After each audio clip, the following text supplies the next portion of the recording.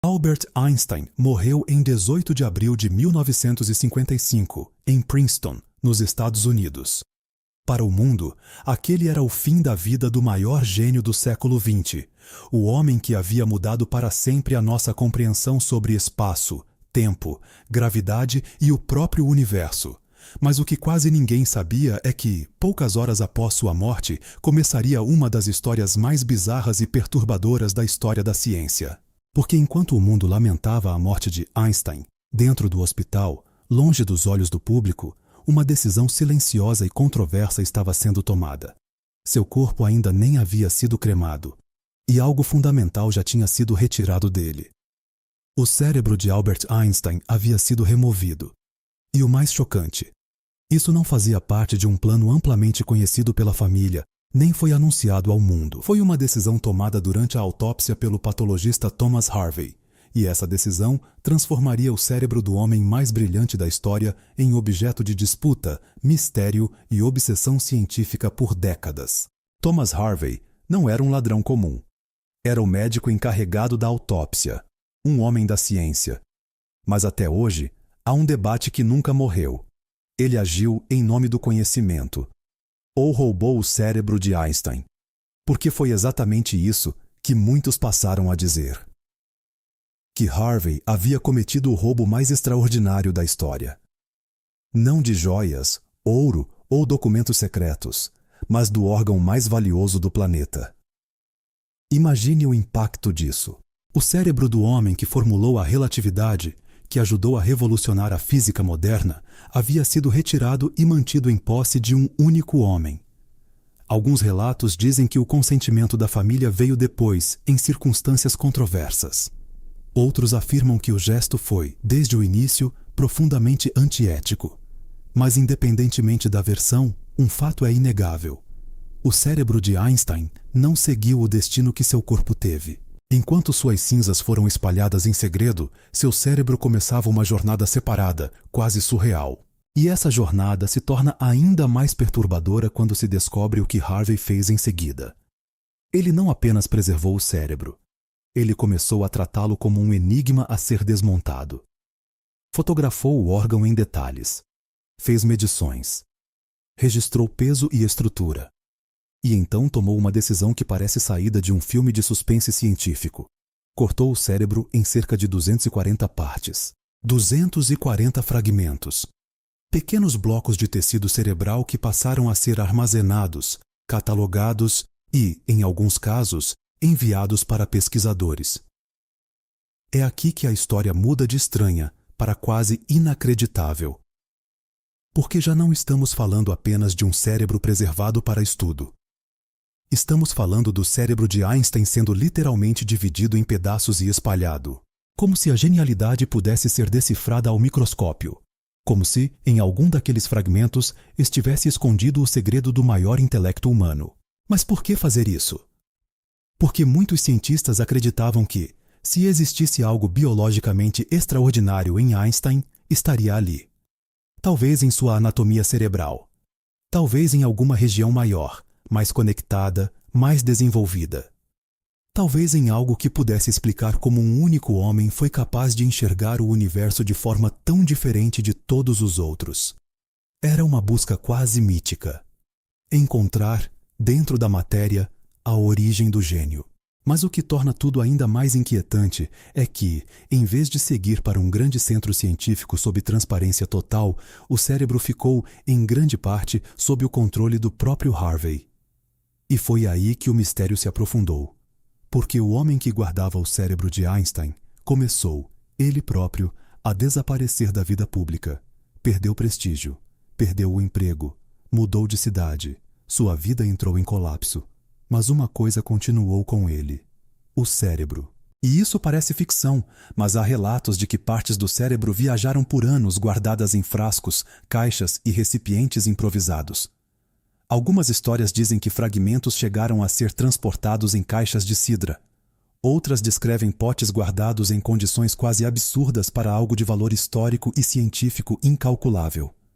Imagine isso por um instante. O cérebro de Albert Einstein, em vez de protegido como uma relíquia nacional, sendo levado de um lugar para outro, quase como um segredo clandestino. E então surge a pergunta inevitável: por quê? O que Harvey acreditava estar protegendo? Conhecimento? Um legado? Ou havia se tornado obcecado por possuir algo que nenhum outro ser humano possuía? Porque quanto mais se investiga essa história, mais ela deixa de parecer apenas um caso científico e começa a parecer uma história sobre obsessão. E então surge o elemento que torna tudo ainda mais poderoso. Durante anos, quase ninguém sabia exatamente onde estava o cérebro de Einstein. Pense no peso disso. O cérebro talvez mais estudado, desejado e simbolicamente importante do século simplesmente entrou numa espécie de névoa histórica. Não havia rastreamento completo de todos os fragmentos, nem clareza sobre onde estavam certas amostras. Algumas foram para pesquisadores. Outras desapareceram dos registros por longos períodos. E quanto mais essa ausência de respostas crescia, mais surgiam perguntas. Será que todos os pedaços foram realmente catalogados? Será que algo foi perdido? Será que alguma descoberta já havia sido feita e mantida em silêncio? Essas perguntas alimentaram décadas de especulação. E é aqui que a história muda novamente. Porque quando os cientistas finalmente começaram a estudar algumas dessas amostras mais profundamente, surgiram descobertas que deixaram o mundo intrigado. Descobertas sobre possíveis diferenças no cérebro de Einstein, que para alguns poderiam apontar para algo extraordinário. E é exatamente aí que a história fica ainda mais assustadora. Mas quando as primeiras análises mais sérias começaram a surgir, a pergunta que todo mundo fazia era simples. Afinal, havia algo realmente diferente no cérebro de Einstein? Ou toda essa história do roubo, dos fragmentos desaparecidos e décadas de obsessão científica não passava de uma busca vazia por um mito? E foi nesse ponto que a história tomou um rumo ainda mais intrigante. Alguns pesquisadores que tiveram acesso às amostras começaram a relatar características incomuns. Certas regiões ligadas ao raciocínio espacial e à visualização matemática pareciam apresentar particularidades. Houve estudos sugerindo diferenças em áreas associadas ao pensamento abstrato. Outros apontaram proporções anatômicas fora do padrão em partes relacionadas à integração de informações. E então vieram observações sobre células da glia, estruturas que auxiliam o funcionamento dos neurônios, que alguns pesquisadores disseram aparecer em proporções curiosas em determinadas análises. Para muita gente, aquilo parecia a primeira pista concreta de que a genialidade talvez pudesse de alguma forma deixar marcas físicas. Mas é aqui que a história fica mais interessante, porque quanto mais essas descobertas chamavam a atenção, mais surgiam cientistas questionando tudo. Muitos diziam que as amostras eram pequenas demais. Outros criticavam os métodos usados. Alguns afirmavam que comparar um único cérebro com poucos controles não podia provar praticamente nada. E havia um problema ainda maior. Einstein já era um mito. E quando você analisa o cérebro de um mito, corre o risco de enxergar extraordinário, onde talvez exista apenas variação humana normal. Em outras palavras, alguns acreditavam que o mundo estava tão desesperado para encontrar o segredo da genialidade dentro daquele órgão que talvez estivesse forçando conclusões. E isso muda completamente o mistério, porque de repente a grande questão já não era apenas o que encontraram no cérebro de Einstein, mas se encontraram alguma coisa real. E essa dúvida, em vez de enfraquecer a história, torna tudo ainda mais fascinante. Porque talvez o maior enigma não seja uma descoberta escondida, mas o fato de ninguém conseguir provar o que estava procurando. E é exatamente nesse vazio que começaram a nascer teorias. Porque quando a ciência não oferece respostas definitivas, a imaginação ocupa o espaço. Alguns passaram a especular se certas partes desaparecidas do cérebro continham dados ou estudos nunca divulgados. Outros levantaram hipóteses de que descobertas potencialmente revolucionárias poderiam ter sido minimizadas ou ignoradas. E embora não exista evidência sólida para grandes conspirações, essas teorias sobreviveram por décadas, porque a própria história já parecia inacreditável o suficiente para alimentar qualquer suspeita. Afinal, estamos falando de um cérebro removido após a morte, dividido em centenas de partes, mantido por anos em posse pessoal, parcialmente perdido em registros e estudado sob controvérsia. Isso por si só já parece improvável demais para ser real. E talvez por isso as perguntas nunca tenham morrido. Será que procuravam entender Einstein? Ou reproduzir Einstein? Será que a ciência queria estudar um cérebro extraordinário? Ou descobrir se o gênio pode ser fabricado? Mas talvez a teoria mais provocadora de todas seja outra. E se todos estivessem procurando o segredo no lugar errado? Por quê? E se a genialidade de Einstein não estivesse em dobras cerebrais, em proporções anatômicas ou em células microscópicas? E se o que fez Einstein ser Einstein fosse algo que nenhuma autópsia jamais poderia capturar?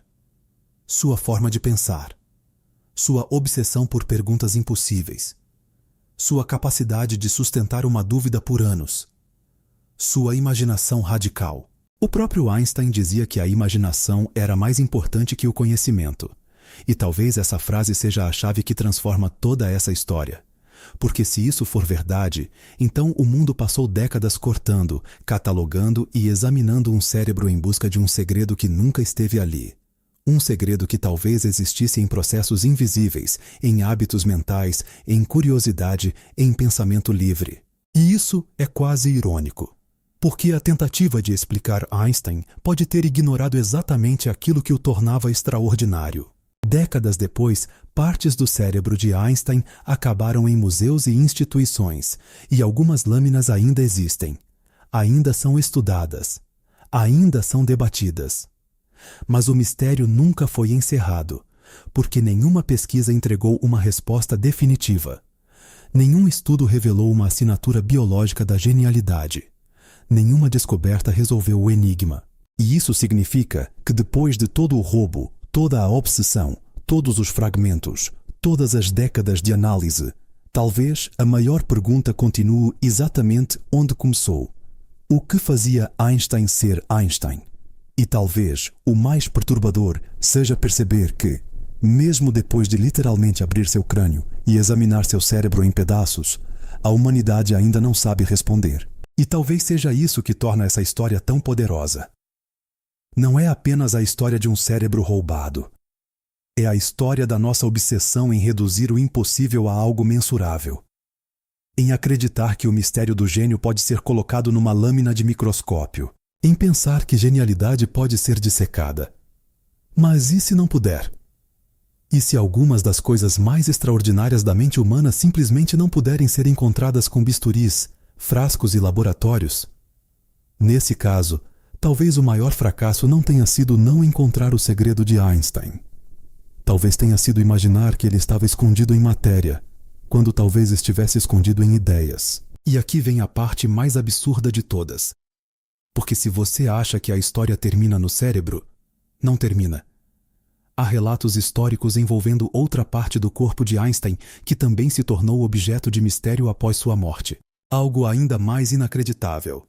Algo que quase ninguém conhece. E que pode ser a continuação mais estranha dessa história inteira. Porque sim, a história dos olhos de Einstein é ainda mais bizarra.